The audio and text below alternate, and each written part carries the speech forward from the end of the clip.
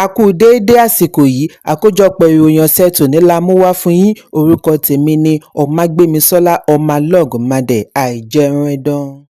Ọjọ́ Ajé ni ẹgbẹ́ elépo àti afẹ́fẹ́ gáàsì àgbà ní Nàìjíríà PENGASSAN darí gbogbo àwọn ọmọ ẹgbẹ́ wọn jákèjádò orílẹ̀-èdè kí wọ́n dáṣẹ́ dúró lẹ́yìn ẹ̀sùn ẹgbẹ̀rin òṣìṣẹ́ 800 staff tí iléeṣẹ́ ìfọpo Dangote dá sílẹ̀. Nínú àtẹ̀jáde PENGASSAN lẹ́yìn ìpàdé pàjáwìrì tí ó wáyé ní ọjọ́ Àbámẹ́ta ni ẹgbẹ́ ti fi ẹ̀sùn kan iléeṣẹ́ Dangote wípé ó tàpá sí òfin àwọn òṣìṣẹ́, òfin orílẹ̀-èdè àti òfin àjọ òṣìṣẹ́ ilẹ̀ òkèèrè pẹ̀lú bí ó ti júwe ilé fún àwọn òṣìṣẹ́ nítorí wọ́n darapọ̀ mọ́ ẹgbẹ́. Bákan náà ni wọ́n ṣe ẹ̀sùn wípé Dangote ti fi àwọn òṣìṣẹ́ ará ilẹ̀ Íńdíànì tí ó lé ní 2,000 rọ́pò wọn bí wọ́n ti ní èyí jẹ́ ìdójútì ńlá sí àwọn òṣìṣẹ́ Nàìjíríà. Ìdí nìyí tí wọ́n fi darí gbogbo ọmọ ẹgbẹ́ wọn kí wọ́n dáwọ́ iṣẹ́ dúró bẹ̀rẹ̀ láti ọjọ́ Àìkú kí ilé-iṣẹ́, ọ́fíìsì àti àjọ wà ní títì pa. Ṣùgbọ́n lẹ́yìn ọjọ́ méjì tí wọ́n fi ń dúnàádúrà pẹ̀lú àwọn òṣìṣẹ́ ìjọba àti aṣojú ilé-iṣẹ́ ìfọpo Dangote, ìyanṣẹ́lódì tí ó bẹ̀rẹ̀ ní ọjọ́ Àìkú lórí ẹ̀sùn ìṣetako ẹgbẹ́ ni wọ́n wọ́gi lé pẹ̀lú ìkìlọ̀. PENGASSAN ní àwọn tìjú ìjọba àpapọ̀ ni àwọn fi so ìyanṣẹ́lódì rọ̀, àwọn kò wọ́gi lé pátápátá. Bí ilé-iṣẹ́ ìfọpo Dangote bá ṣe lòdì sí kankan nínú gbogbo àdéhùn tí wọ́n jọ ṣe, àwọn kò ní ṣe ìkìlọ̀ kí àwọn tó gùn lé ìyanṣẹ́lódì. Gómìnà ìpínlẹ̀ Ondo Lucky Ayédatiwa ti fi dá àwọn olùgbé lójú wípé gbogbo ìlú tí ó wà láàrin ìpínlẹ̀ ni yóò rí ìdàgbàsókè láàrin ìṣèjọba rẹ̀. Gómìnà sọ àsọdájú yìí níbi ìsìn ìdúpẹ́ tí ó wáyé ní Archbishop Vining College of Theology Òkè-Mèsò, Àkúrẹ́ láti fi sàmì ayẹyẹ àyájọ́ ọdún 75 ọdún òmìnira Nàìjíríà. Gómìnà jẹ́jẹ̀ẹ́ wípé kò sí apá ibì kankan tí ó máa yọ sílẹ̀ nínú ìdàgbàsókè ìṣèjọba rẹ̀ tí ó ní àfojúsùn fún ààbò ìgbáyégbádùn ará ìlú. Ayédatiwa ní òmìnira Nàìjíríà jẹ́ ìránnilétí ìṣọ̀kan, ojúṣe àti ìfarajìn, bí ó ti rọ ará ìlú kí wọ́n má gbàgbé ìfaradà àwọn akọni ìṣáájú orílẹ̀-èdè láti gba òmìnira àti ìṣọ̀kan.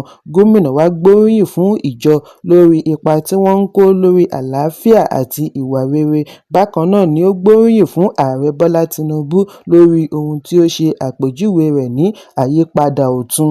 Ó ní ó jẹ́ ìwúrí fún wọn lórí àpẹẹrẹ tí ààrẹ ń fi lélẹ̀. Ojúṣe gbogbo wọn ni láti tì í lẹ́yìn. Ẹgbẹ́ àwọn òṣìṣẹ́ ìjọba ìbílẹ̀ NUJ ẹ̀ka ìpínlẹ̀ Ọ̀ṣun ti ké gbàjarè lórí ohun tí wọ́n ṣe àpèjúwe rẹ̀ ní àṣìlò agbára láti ọ̀dọ̀ àwọn tí ó ṣe gbòógì lẹ́nu iṣẹ́ ìjọba pẹ̀lú bí wọ́n ṣe yanjú owó tí ìjọba ń pín fún ìjọba ìbílẹ̀ local government allocation. Níbi ìpàdé pẹ̀lú àwọn akọ̀ròyìn tí ó wáyé ní ìlú Òṣogbo ni ààrẹ NUJ ní ìpínlẹ̀ Dr. Nathaniel Ogungbangbe ti fi ẹ̀sùn kan mínísítà fún ìṣúná, olùṣirò àgbà fún ìjọba àpapọ̀ àti attorney general wípé wọ́n gbẹ̀yìn yọ̀ǹda owó ìjọba ìbílẹ̀ Ọ̀ṣun sí àpò ìkówósí àwọn alága àti kánsílọ̀ láti ẹgbẹ́ òṣèlú APC tí wọ́n ti júwe ilé fún.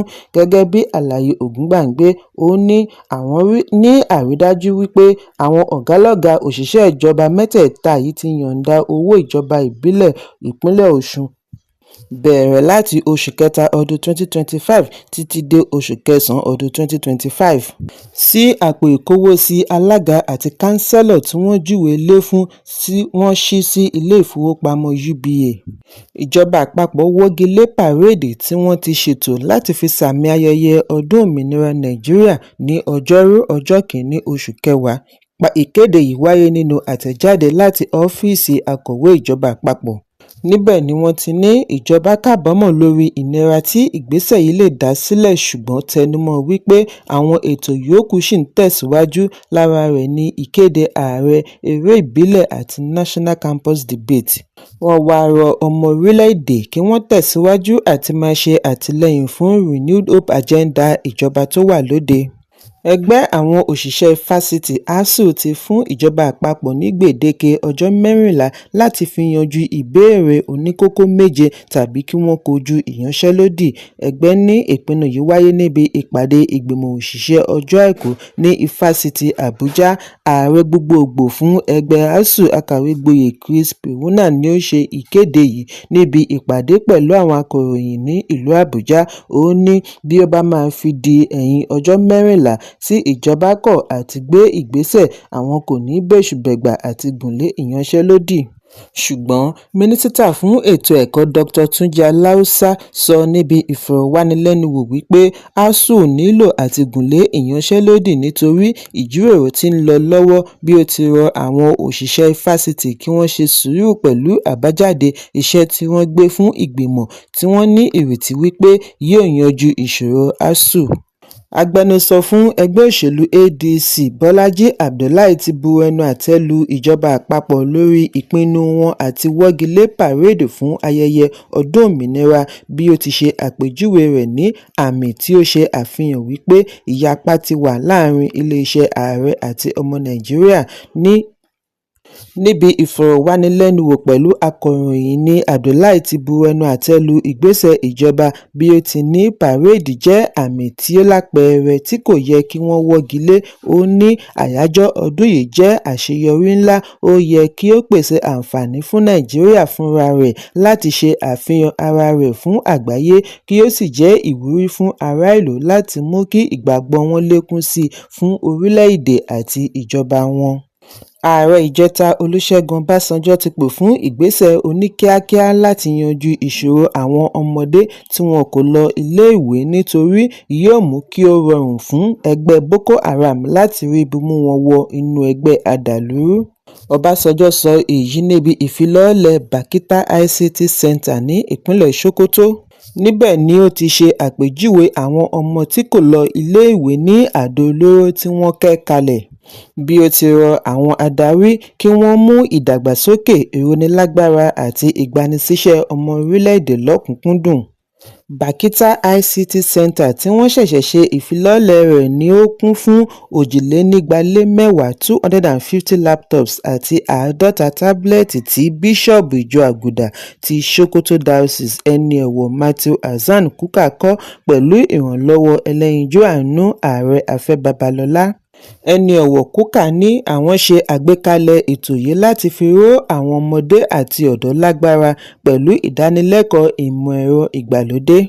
Ó wá rọ àwọn adarí ẹkùn àríwá àti ìlú káàkiri kí wọ́n má fi ààyè gba ìṣẹ́ gẹ́gẹ́ bí àyànmọ́.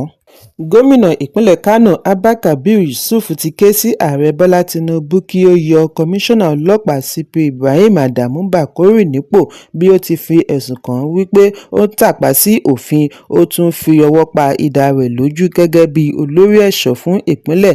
Gómìnà Yusuf pe ìpè yìí níbi ayẹyẹ ọdún òmìnira Nàìjíríà tí ó wáyé ní pápá ìṣeré Kofamata ní Kano. Gómìnà ṣe ẹ̀sùn wípé àwọn òṣìṣẹ́ ọlọ́pàá lábẹ́ Bakori kọ̀ àti pèsè ààbò níbi ayẹyẹ pẹ̀lú gbogbo ìkìlọ̀ tí ó fi ránṣẹ́ sí kọmíṣánná. Gómìnà tẹnumọ́ wípé ìwà kọmíṣánná ọlọ́pàá yìí kò ṣe ìtẹ́wọ́gbà, ewu ni yóò jẹ́ bí ó bá tẹ̀síwájú àti máa wà ní ìpínlẹ̀ Kano. Ìdí nìyí tí ó fi ń ké sí ààrẹ Bọ́lá Tinubu kí ó yọ CP Bakori kí ó má bàa fi ẹ̀mí ará ìpínlẹ̀ wewu. Gómìnà ìpínlẹ̀ Ọ̀ṣun Adémọ́lá Adélékè ti dáríjì ẹlẹ́wọ̀n 36 tó ń sìn nínú ọgbà ìwà àtúnṣe Iléṣà àti Ilé-Ifẹ̀ láti fi sààmì ayẹyẹ ọdún 75 òmìnira Nàìjíríà.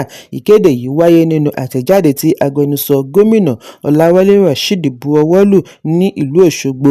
Àtẹ̀jáde ọ̀hún ṣàlàyé wípé gómìnà lo agbára rẹ̀ gẹ́gẹ́ bí ó ṣe wà lábẹ́ òfin ọdún 1999 lẹ́yìn tí ìgbìmọ̀ Prerogative of Mercy dá a lábàá. Ìwádìí sọ di mímọ̀ wípé ọ̀pọ̀ àwọn tí wọ́n gba ìdáríjì yìí ní ẹ̀ṣẹ̀ wọn kò tó nǹkan minor offences bíi àfọwọ́rá àti ìlẹ̀dí àpò pọ̀, wọ́n sì ti sìn fún ọ̀pọ̀ ọdún nínú ẹ̀wọ̀n tí wọ́n dá fún wọn. Gómìnà ní gẹ́gẹ́ bí ìjọba fún ará ìlú, àwọn ní ojúṣe láti gbófinró bí wọ́n ti ń nawọ́ àánú sí ará ìlú tí ó lẹ́tọ̀ọ́ sí ìdáríjì. Ó ní ìdáríjì kìí ṣe àǹfààní fún òmìnira nìkan, ṣùgbọ́n fún ìpè fún ìsọdọ̀tun nítòótọ́, ìdàpọ̀ àti ìgbé ayé ọ̀tun. Níbi ọ̀rọ̀ ìyànjú Ààrẹ Bọ́lá Tinubu láti fi sààmì ayẹyẹ ọdún 75 òmìnira Nàìjíríà ni ó ti sọ wípé owó náírà ti fi ara balẹ̀ lẹ́yìn ìgbókìtì tí ó ṣe láàrin ọdún 2023 sí 2024. Ààrẹ ní ọ̀pọ̀lọpọ̀ pàṣípààrọ̀ owó tí ó ń fa ìwà ìbàjẹ́ ti di ìtàn báyìí. Owó náírà tako dọ́là ò ní nǹkan ṣe pẹ̀lú owó epo rọ̀bì mọ́. Láti bí oṣù 5 ni náírà ti ṣe àkọọ́lẹ̀ àyípadà tó lápẹẹrẹ. Ìbẹ̀rẹ̀ ọ̀sẹ̀ yìí ni owó dọ́là di mẹ́rí tí náírà fi wà ní 1,485 naira sí dọ́là kan ní ọjà pàṣípààrọ̀. Ọjọ́ Ìṣẹ́gun ni ó wọ 1,500 naira sí dọ́là kan kúrò ní 1,510 tí ó wà ní ọ̀sẹ̀ tí ó kọjá. Síwájú sí i, ààrẹ ní orílẹ̀-èdè ti ní ìlọsíwájú tí ó lápẹẹrẹ pẹ̀lú bí wọ́n ṣe ń fọ epo rọ̀bì wọn fúnra wọn lẹ́yìn 40 ọdún. Bákan náà ni ó ṣe àgbékalẹ̀ ara rẹ̀ gẹ́gẹ́ bí kọ́ńtínẹ́ǹtì tí ó ṣíwájú nínú kíkó epo lọ aviation fuel lọ òkè òkun. Ààrẹ ní ìpèsè ohun èlò tí wọ́n ń ṣe lórílẹ̀-èdè kó lọ sí òkè òkun ti fò lọ sókè pẹ̀lú 173%. Ọjà tí à ń tà fún àgbáyé ti pọ̀ ju ọjà tí à ń rà lágbàáyé lọ. Àwọn olólùfẹ́ àgbà òṣèré Jọkẹ́ Silva ti gba orí ẹ̀rọ abánidọ́rẹ̀ẹ́ láti ṣe ayẹyẹ ọjọ́ ìbí rẹ̀ bí ó ti pé ẹni ọdún 64. 64. Lára àwọn tí ó kí i ni Mo Abudu àti Chan George tí wọ́n gbàdúrà fún àlàáfíà, ọrọ̀ àti àṣeyọrí bí wọ́n ti gbóríyìn fún un lórí ipa rẹ̀ sí ẹ̀ka eré ní Nàìjíríà. Lórí ẹ̀rọ abánidọ́rẹ̀ẹ́ Instagram ni Silva ti fi ìmoore rẹ̀ hàn sí Ọlọ́run fún àánú, oore-ọ̀fẹ́, ààbò, ìpèsè, ẹbí gidi, ọ̀rẹ́ àti alábàáṣiṣẹ́pọ̀. Bí ó ti ní èyí jẹ́ ìbẹ̀rẹ̀ ohun ọ̀tun nínú ìgbésí ayé rẹ̀. Àkójọpọ̀ ìròyìn ọ̀sẹ̀ tòní kò ní jù báyìí lọ. Ẹ pàdé mi ní ọjọ́ Ajé Monday fún àkọ́tun ìròyìn. Kí a tó lọ, ẹ má ṣaláì fi àkíyèsí yín ránṣẹ́ kí ẹ sì bá subscribe sójúnà wa lórí YouTube kí kókó ní ìwé ìròyìn lè máa tẹ̀ yín lọ́wọ́ ní kíákíá.